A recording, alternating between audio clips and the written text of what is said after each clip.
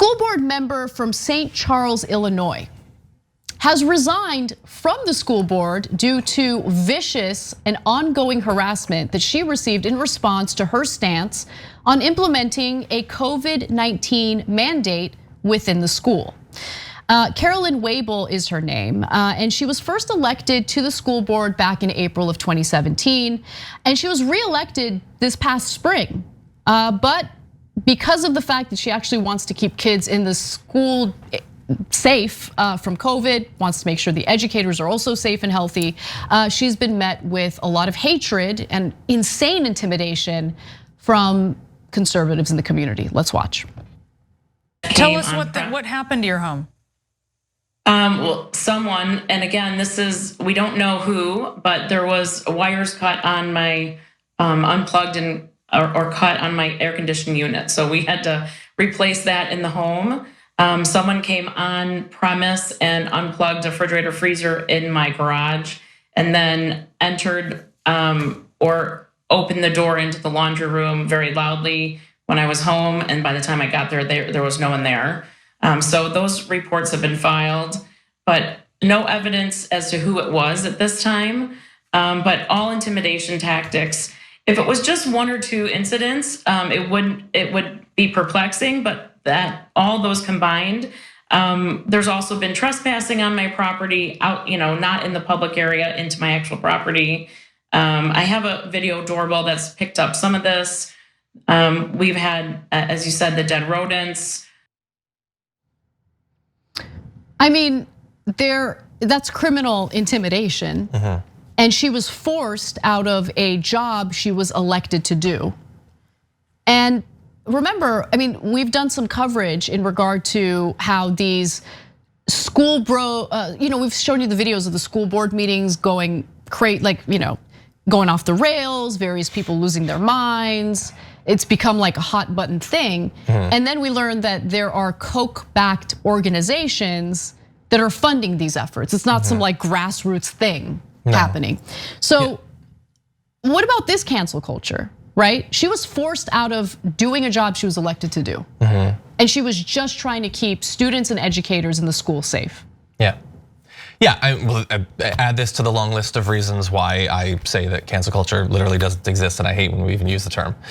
Because a thing exists, you call it cancel culture when it's the left or someone in the center doing it. Otherwise, totally cool, don't focus on it. And that's why I hate sustaining that term, because it produces an uneven playing field that benefits the right.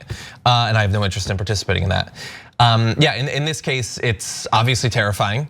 If they have this weird opposition to things being cold, like getting rid of the AC, the refrigerator. It's like weird petty stuff. Like you're pretending you're a poltergeist or something.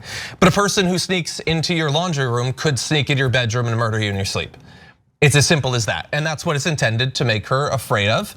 And if that had happened, if that, they had gone even farther, because what have you done? You have taken the craziest people in the country, made them even crazier and more scared about vaccine shedding and things like that. And then you've sent them at a target group. You've said that these are the people you need to go after. And it seems fairly inevitable that it will become even more violent than it already has. And when that happens, there are not gonna be any apologies or acknowledgements that they've gone too far or their rhetoric was insane, because it is intentional. In the same way that the Kochs are busing people and all of that, as they always do for these AstroTurf things, they're also funding the media infrastructure that makes it a durable thing. Ben Shapiro and all the people at the Daily Wire and the Daily Caller and the Daily Eagle or whatever it is, they're receiving funding from the same groups. It's beneficial to them. And so that's why you have it. And if some people who just wanted to serve on a school board end up fearing for their life, omelets, eggs, all that. Now, Carolyn Waibel said the following during an interview regarding the harassment she's been getting. Let's go to the second graphic here. She says, I was vocal about following the mandate because it's the right thing to do, to follow policy. But it's certainly gone past following the mask and quarantine policy at this point. It's very personal. We're just talking about masks, by the way. All right. She also says, I have tough decisions about parameters and boundaries and what appropriate behavior is. And there's a particular group of parents that don't care for that. They believe in a boundaryless style. And like the thing that I'm always curious about, And this argument, by the way, or this question extends to those who demand that any mention of race be taken out of school curriculum. What about the parents who disagree, right? What about the parents who want their kids to wear masks? What about the parents who have children with, who are immunocompromised, who want to ensure that their kids are able to go to school and be safe? Like, what about all those questions? Like, do those parents matter at all? And the reason why you have administrators and school boards and educators, and people who are literally like experts in crafting curriculum and all of that, is because if you don't have that, which parents get to be the arbiter of what the school is like? The craziest. I mean, that's what they want. Well, I mean, that's what they're getting. Like, they are winning these seats. They've already been doing that for some time. They're gonna continue to. These regular people who don't have the resources, the inherited wealth to be the next Marjorie Greene necessarily, they do want something, and this is a thing they can run for without much money, and just whip a bunch of other crazy people into voting for them. The school boards are going to be dens of insanity. And we're going to be paying the consequences for that. By the time we're paying those consequences, really beyond just COVID, in terms of curriculum, in terms of God knows what, prayer in schools, and which clubs you can have, and all that stuff, we might not even remember exactly how we got to this crazy place, but they're producing fertile ground for insanity distributed through school districts throughout the country that are gonna go on for literally years. It's really frustrating. Because when there's money behind this kind of stuff, it just lasts. It keeps going until they get what they want. Like, the left doesn't have that.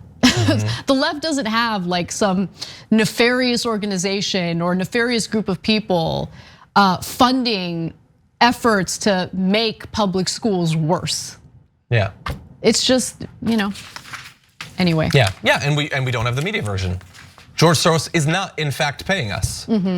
I sometimes wish that he was. I'd say the same thing as I am, but I'd love to make a couple $1,000s before he realizes I'm not playing ball. But we don't have that. We literally don't. No. There are no, you could simplify it and say there are no good billionaires. There are no good leftist billionaires, really. They're not interested. They're certainly not interested in anything that is going to challenge their money, their tax rate, those sorts of things. And we've been very clear for years and years and years where we stand on that. So they're not interested. Yeah. Thanks for watching the Young Turks, really appreciate it. Another way to show support is through YouTube memberships. You'll get to interact with us more. There's live chat emojis, badges. You've got emojis of me, Anna, John, JR. So those are super fun. But you also get playback of our exclusive member-only shows and specials right after they air. So all of that, all you gotta do is click that join button right underneath the video. Thank you.